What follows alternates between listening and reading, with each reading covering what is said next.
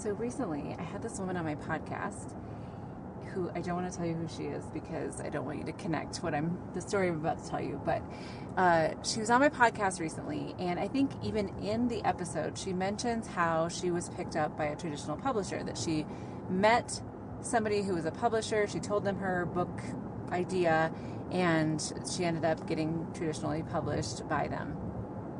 And at the time I was like, wow, that's a crazy story. Like, that is really rare, right? Like, there's people who would just die to have their book picked up by a traditional publisher, and she just kind of happened to meet someone at a party and they picked up her book from the idea, not even she hadn't even written it yet.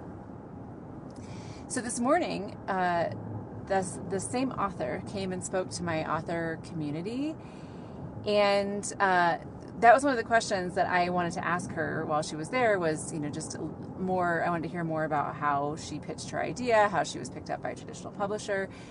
And before I got to that question, she just casually mentioned her husband, who happens to be a celebrity, and mentioned the name of his band, that it's a well-known band, songs that people know.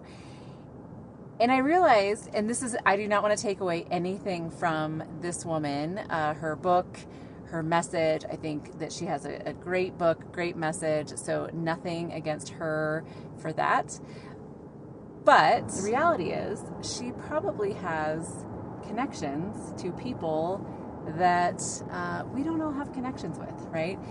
She happens to run in circles that you just are going to happen to come across a book publisher who might be interested in you more so than the average person, right? So again, not to take away anything from her or her book, but I was like, things aren't always what they seem, right? When you hear somebody's story that they got picked up by a traditional publisher and that is your dream, it's not always what you think it is.